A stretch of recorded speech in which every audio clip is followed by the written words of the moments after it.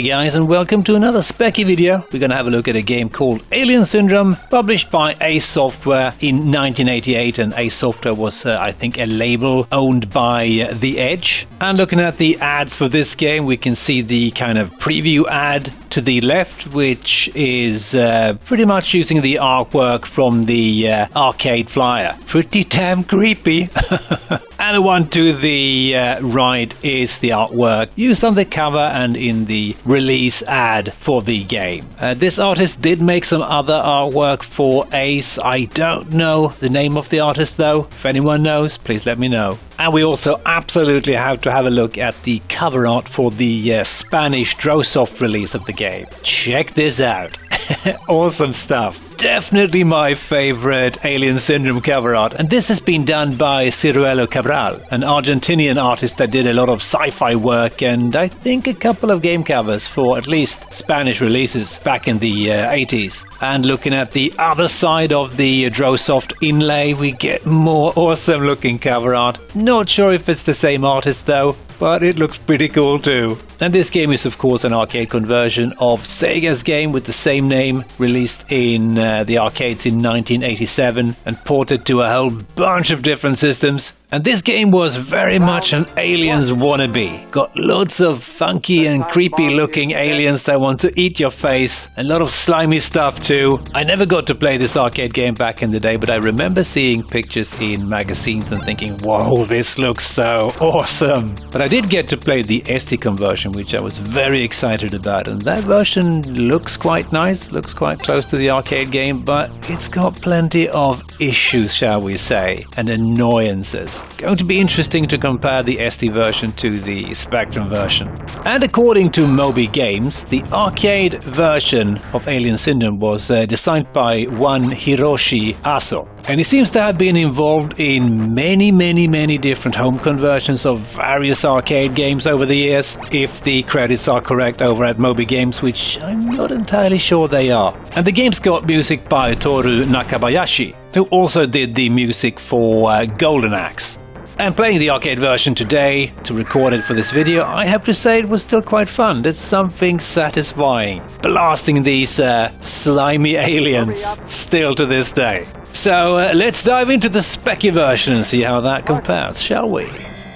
A pretty decent attempt to capturing the cover art here on the loading screen. Not sure who made it though.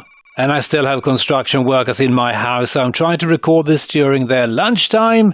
But apparently there's some people outside that's decided to cut down some trees, and they're still going at it, I think. So sorry if there's noise going on in the background here. And this is, I believe, a simultaneous two-player game on the Spectrum 2. Never tried that, and I should say I've never played the Spectrum version either. But let's just start it up, and here we've got what looks like... Is this Ripley? And maybe what's that actor called from Sandman? Kind of looks like him a bit, I think. Let's go with the Ripley wannabe. Okay, let's rescue my comrades. And as you can see, the graphics on the Spectrum version aren't quite like the graphics in the arcade game, but we didn't expect that now, did we? But they look rather nice, although nowhere near as slimy. Man, these projectiles are fast. Oh, let's just check the map, by the way. Let's see. Okay. No, don't shoot me. Whatever you are. Lousy alien wannabe. Or Xeno wannabe. I gotta say, the graphics looks really nice and relatively colourful. So, that's a pleasant surprise. And I've never played the Spectrum version. I think I mentioned that already, didn't I? Let's just rescue some of my buddies here. What are you following me for, you scum? And what the?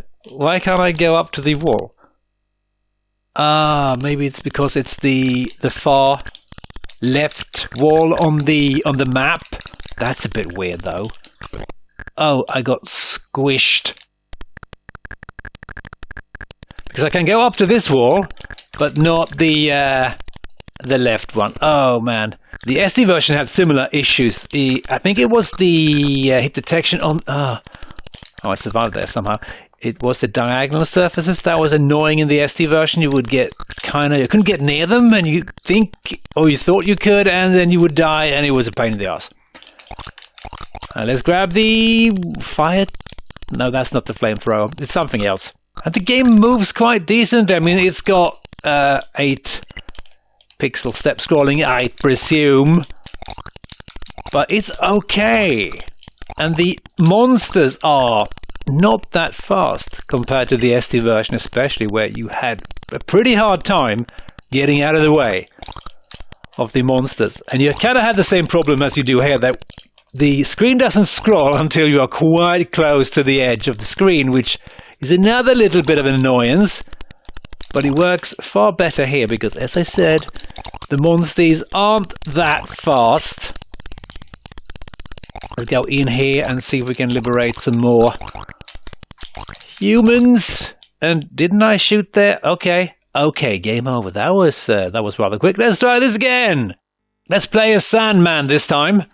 Yeah, we can't go anywhere near the far left wall either. Okay, probably some sort of limitation. Yeah, this game is actually quite nice. I'm enjoying this. This kind of reminds me of Commando on the Spectrum a bit. A little bit at least. Maybe it's the colors. Looks a bit like a desert, this. Let's grab... Oh, this is the flamethrower. It's got some pretty lousy reach, but I think it's pretty effective. And we can barbecue our buddies, nothing happens, so that's good. Maybe we need some additional help. But let's go grab the little tiny droids that are pretty useless, in my opinion, in the arcade. Also on the SD version, but they're kind of cool. I suppose maybe they kill enemies if they touch them, I'm not entirely sure. They just seem to follow me around like some sort of creepy stalker. Yeah, the flamethrower isn't too bad. And the scrolling isn't too bad either. Colin me surprised. I did not expect this. I did not expect to like this game. This is quite fun. Something satisfying about the barbecuing of these scummy aliens. Let's just check the map. Oh, yeah, let's go straight up here. I do believe we get bonus points for rescuing additional... Oh, really? Additional humans here. The hit detection is a little bit funky, maybe. Oh, no! Oh, you absolute bastard. Yeah, I want this weapon, I think. Let's quickly get to the exit.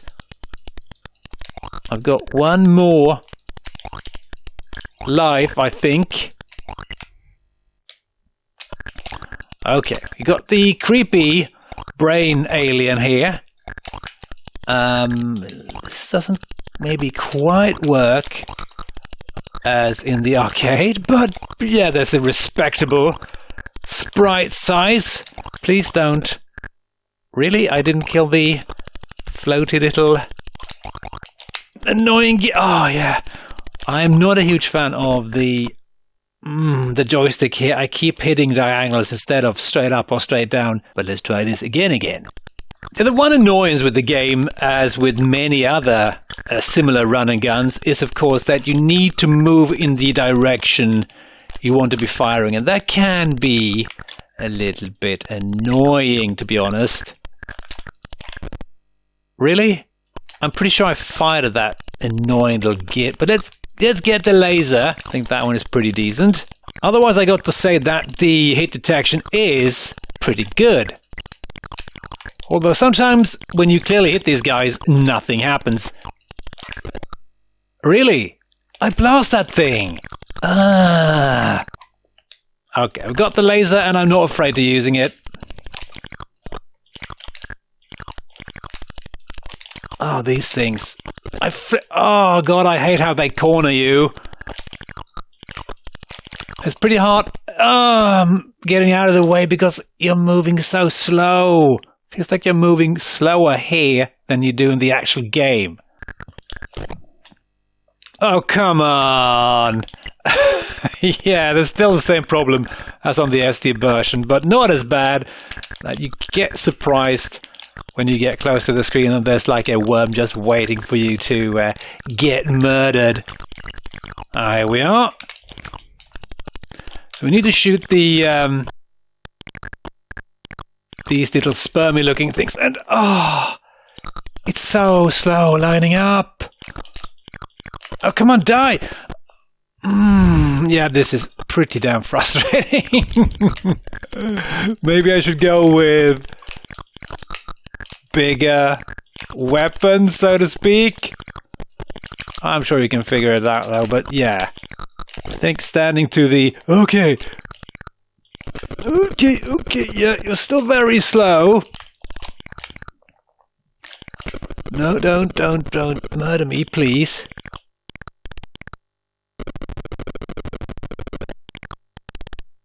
This feels more tricky than in the arcade version for sure. No, I'm dead. No, I'm not. Okay. Ah, yeah. Finally. That took a couple of attempts. The bomb is set. Okay, I'm game with that, but I lost my laser. That's bummer. Oh, yeah, we've got these funky looking Xenos here. I remember them from the SD version. They look like overweight little chubby xenomorphs. This level does look quite different from the... Okay, what's that? I have no idea what that is. Oh, it's a monster generator, I think. Maybe. Can I blast it? Yes, I think I could. I like how the monsters aren't just going for you. They're kind of walking around a little bit aimlessly, which is absolutely fine by me. And there's another buddy. Could you please die?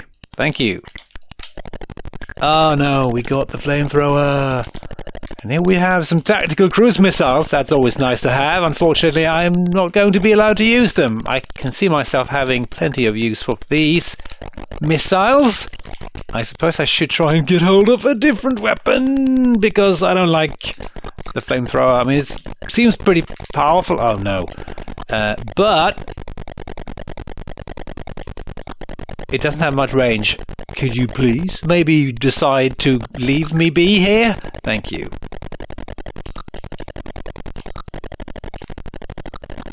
Run away! Let's bravely run away! Yes.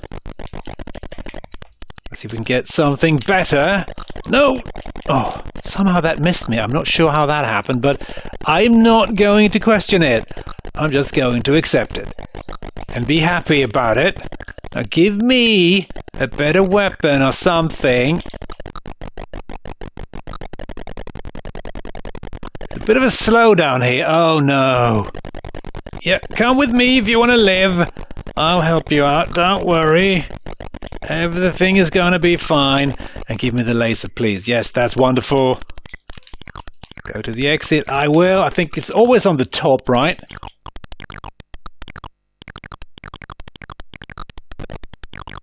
Oh dear, what's going on? Oh no, we blew up. Oh, come on. Oh well. That was close. But yeah, I gotta say, this was surprisingly good. I had not expected this. I had expected something along the lines of the SD version, which was, pretty frustrating in many ways. It looked nice and it sounded decent, but gameplay, no. So a really decent version of Alien Syndrome. So let's head over to the review section and see what some other people thought about this, shall we? Your Sinclair awarded the game an 8 out of 10, and they wrote, corn-up conversion with squashy aliens to shoot and silly scientists to collect. Challenging and loads of fun. Playability, the most important bit, is brilliant. The addictive content is also very heavy, until you start getting onto the higher levels where the task gradually becomes more and more tiresome. That said, however, the difficulty level is geared to make it a challenge. We also reckon the one-player game is slightly easier to make progress on, though it's somewhat less fun. Alien Syndrome represents quite reasonable value. It has a future on the shelf, as opposed to the pile in the box on the floor. Crash was also pretty pleased with the game and gave it an overall of 90% and awarded it a Crash Smash, and they wrote, what really makes Alien Syndrome so playable is its concept. Shooting squirming aliens is satisfying, and the half-screen scrolling makes progress more difficult than on the coin-up, as you never know what lurks ahead. The graphics are simple but clear, with the best being on the grotesque mutants between levels.